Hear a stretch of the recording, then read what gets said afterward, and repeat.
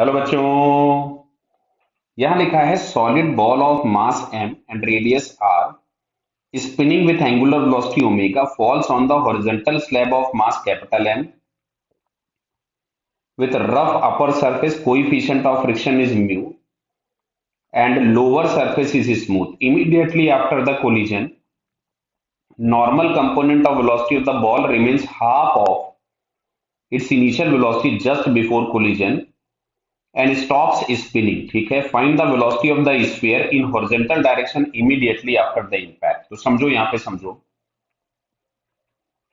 सबसे पहले हम लोग बात करते हैं वाई डायरेक्शन का इनिशियल मोमेंटम, तो जिसको मैंने लिख दिया minus M V. Y direction का फाइनल मोमेंटम तो ये हो गया M into V by two, because इन्होंने बोला हुआ है कि remains half of its initial value just before collision. Clear है। अब अगर मैं यहाँ पे डेल्टा पी निकालूं वाई डायरेक्शन में, ये हम लोग केवल वर्टिकल डायरेक्शन के कंपोनेंट की बात कर रहे हैं, तो ये हमारे पास आ जाएगा यहां से फाइनल माइनस इनिशियल। तो इसको अगर हम लोग सॉल्व करेंगे तो यार है 3mv/2। अच्छा, जो भी ये डेल्टा पी होगा वाई डायरेक्शन में, इसी को हम लोग लिखेंगे मोमेंटम या impulse along Y direction. Clear, जिसको हम जे से डिनोट कर देना, यही नॉर्मल की तरह से काम करेगा। क्लियर। तो अब अच्छा देखो, जब ये स्फीयर गिरा होगा तो स्फीयर की डायरेक्शन ऑफ वेलोसिटी इधर होगी। डायरेक्शन ऑफ वेलोसिटी इधर होगी तो इस स्फीयर पे फ्रिक्शन जो लगेगा वो इस डायरेक्शन में लगेगा, कुछ भी एफ के। क्लियर।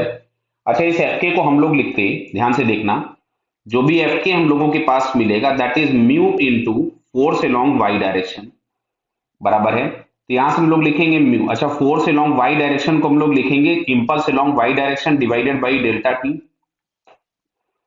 तो एफ के इंटू डेल्टा टी जो हम लोगों के पास मिलेगा, ये एफ के इंटू डेल्टा टी, इसको हम लोग लिख देंगे mu into J by.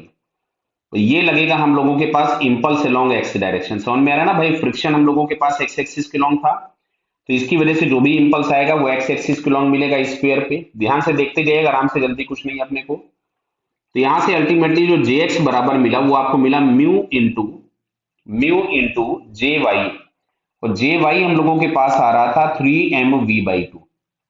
Clear बताइए। अब देखो, अच्छा ध्यान से दूसरी चीज सुनो। अब यहाँ पे एक इंफॉर्मेशन और दी है कि स्टॉप्स स्पिनिंग।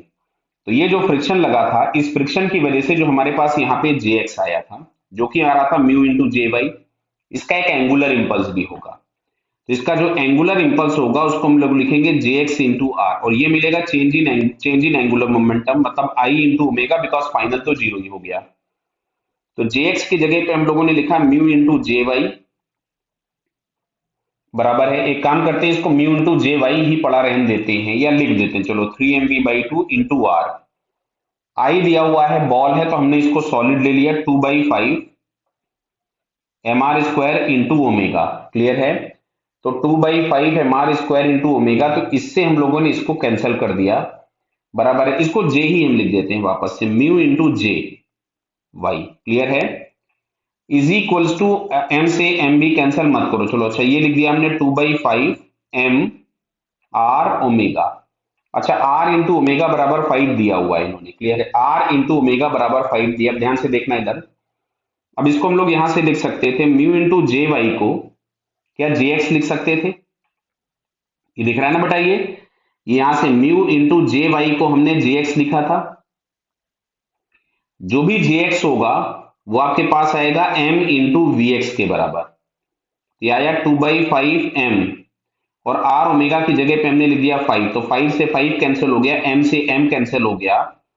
तो जो भी इसको एक्स डायरेक्शन में वेलोसिटी मिल रही है वो 2 मीटर पर सेकेंड मिल रही है। क्लियर। तो देखो, कैलकुलेशन में कुछ एक पार्ट ऐसा है जो हम लोगों ने किया है जिसका कोई खास जरूरत नहीं था। हालांकि ठीक है, सारे ही पार्ट की जरूरत थी, बस ये वाला जो पार्ट हम लोगों ने लिखा था इसको लिखने की जरूरत नहीं थी।